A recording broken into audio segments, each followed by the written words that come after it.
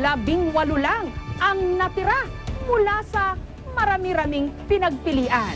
Mga artista, mga celebrity, magkakaiba ang mga ugali, personalidad at pinanggalingan. Pero mapipilitang mamuhay kasama ang isa't isa sa isang malayong isla. Survivors ready! Go!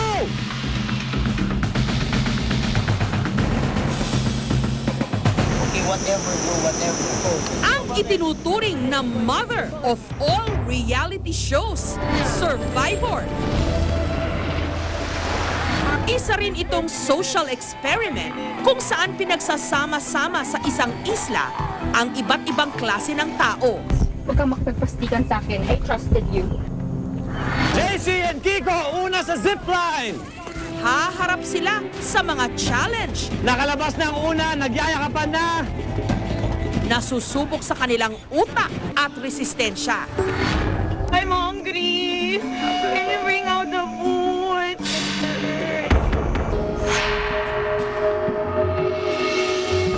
Sa paglipas ng mga araw, magbobotohan ang mga castaway kung sino ang tatanggalin. Suki, nagsalta ng tribo. Hanggang isa na lang ang matira na siyang mag-uuwi ng premyo at tatanghaling Soul Survivor. Well, I hate you all, guys. Bagamat nakatutok ang kamera sa castaways 24 oras sa loob ng 39 days, inaasahang sa huli, natural na mga eksena ang lilitaw tungkol sa pagkatao ng mga castaway. Kasi inis na inis ako. Sarah, gusto mong makita ang tunay kong ugali? Ipakita mo! Ano ang tunay nilang mga pagkatao kung mahaharap sa mga matinding pagsubok? Ako, pare, ayoko ibigay sa'yo. 2008, nakuha ng GMA ang franchise ng Survivor Philippines. Ginawa ito sa isla ng Tarutao sa southern Thailand. Ang hinirang na kauna-unahang Pinoy Soul Survivor, ang hardcore heartthrob na si JC Chuseco. Sa Palau naman ginanap ang Survivor Philippines 2009. Naging matindi ang bangayan ng 16 na castaways. Iwag mo ako dahil hindi nanay ko, teacher ang mother ko. Sa huli, ang nanalong ikalawang Pinoy Soul Survivor, Ang Pinoy Soul Survivor, Amanda! ang construction worker na si Amanda Cooley Van Cool. At ito, a check for 3 million pesos cash. At ngayon, ang ikatlong installment ng Survivor Philippines. Hindi mga ordinaryong castaway ang itatapon sa isla, kundi mga kilalang personalidad na iniidolo at tinitilian ng sambayanan. Kayanin kaya nila ang mga hamon ng Survivor Philippines Celebrity Showdown. Survivor ako! Dahil walang script at hindi pwedeng mag-take two sa mga pagdadaan ng pagsubok, naging mabusisi ang pagpili sa mga celebrity castaways. Based sa kanilang mga archetypes o yung mga image nila as artista. Pumili kami ng 18 and then after that, in-invite namin sila for interviews or screening kung pwede ba sila, kung okay ba sila. Tapos kung yung ibang hindi pumayag, tsaka ibang hindi namin nagustuhan, pinalita namin ng ibang artista. Kabilang ang mga diyosa ng showbiz. Ang sexy mama na si Aubrey Miles. Graduate na ako sa pagpapasexy. 35, 25, 35. Kaya yan ang weapon ko para sa all the way kong pagpanalo. Ang madalas bad girl sa screen, Michelle Madrigal. Survivor ako. Ako si Karen De Los Reyes. Namiss niyo ba ako? Ang masunuring apo ng kanyang lolo na si Karen De Los Reyes. Ang starstruck finalist na si Princess Nell. Kung sa Starstruck, hindi ako sinuwerte. Dito sa Survivor, sisiguraduhin kong ako ang magwawala.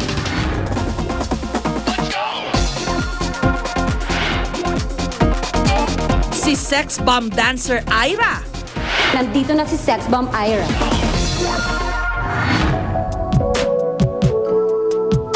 At ang half-French model at makeup artist na si Solen Husa. Yes, I may be charming and easygoing, but I'm definitely not a weakling. Magpipiesta rin ang mga manunood sa mga hang. Ang Brazilian-Japanese model na si Akihiro Sato. Hindi ko lang gwapo. Kaya ko rin makipagsabayan ng lakas, galing at talino. Ang underwear model na si John Hall. In this game, I'll prove that I'm the toughest of them all. You wanna try me? Let's get it on! Meet the new Ang Starstruck 5 finalist na si Ian Batherson. Survivor ako! At ang galing sa kabilang istasyon na si Aaron Villena. Survivor ako! Sasabak din sa pautakan ang mga napapanood na natin sa TV. Ang veterinarian at host ng Born to be Wild na si Doc Ferds Resio. Alam kong hindi lang ako born to be wild. Born to be a survivor din. Ang ka-vlog host na si Miko Aitona. Sa mga magiging kablog ko, dyan sa isla, ako ang pinakabatang politiko na makakaharap niyo. Ako ang buhawing tatangay sa inyong mga lakas. Mapit na kayo. Si Bowie Meneses ng parokya ni Edgar. Sa larangan naman ng sports, ang sprint queen na si Elma Muros. Patutunayan ko na isa akong super nanay. At ang basketball point guard, Ervic Vihandre.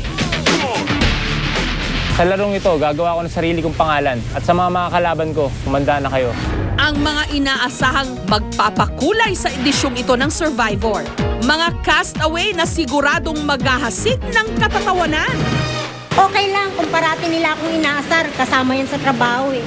Kung sa sitcom o pelikula, ako ang dakilang extra. Si Maika. Pretty Trisha. Survivor ako! Meron daw po siyang didispatchahin. At ang yaya ni Piolo Pascual na si Yaya Moy. Huwag niyo akong mamaliitin dahil di ko kayo uurungan. Survivor, ready na ako! Survivor's ready! Anong klaseng pakikitungo o pakikisama kaya ang ipamamalas nila sa isa't isa sa loob ng mahigit isang buwan sa Ranong sa katimugang bahagi ng Thailand? Naliligid ito ng Andaman Sea at malayo sa kabihasnan. Ikalawang bahagi ng Agosto nung tumulak ako papuntang Thailand para bisitahin ang set ng Survivor Philippines Celebrity Showdown.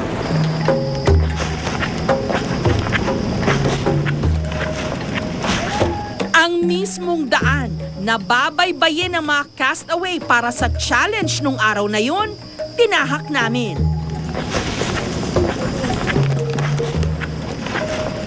Dahil tag-ulan sa Thailand, maputik at madulas ang daan. Nasa gitna kami ng gubat na puro pine trees na malapit lang yung dagat kasi naririnig ko na yung dagat. Doon daw gagawin yung challenge ng survival. Itong bahaging ito ng Thailand, merong masukal na gubat sa isang bahagi. Sa kabila naman ay ang masungit din at nag-aalborotong dagat, dala na rin ng masamang lagay ng panahon. Inabutan namin ang grupong nakatoka sa mga challenge na namumroblema. Visually, pangit siya, pero it can give us a good, good visual. It's a different, pag-usapan nyo na lang. Matapos kasi nilang mag-set up, tumaas ang tubig dagat. But the show must go on, ika nga. Kinailangan nilang limasin at linisin ang location. Pag nag-high tide at nag-low tide, hindi natin alam kung ano yung mga nawawash up sa beach. So every time we have a beach setup, kailangan natin linisin ng linisin. Remind me again why we're doing this. I think actually Survivor really opens people's minds to the strength of a person. At the end of the day, you come out of Survivor wiser, a little bit bruised and beaten, but definitely stronger. ang lugar kung saan nagaganap ang pagpapatalsik sa mga castaway. Tribal Council. Halos 2 milyong piso ang nagastos para mabuo ito. Sa tinatawag naman nilang war room, nakatambak ang props na gagamitin sa mga challenge. That was the challenge used this morning, the boards. That one was used the other night or yesterday. We made drums. So everything in the war room, medyo colorful. Halatang pinaghandaan ng mabuti ang edisyong ito ng Survivor. Pero hindi lang ito ang dapat abangan. Survivor's ready! Pati na ang bago nitong host, ang matinee idol na si Richard Gutierrez.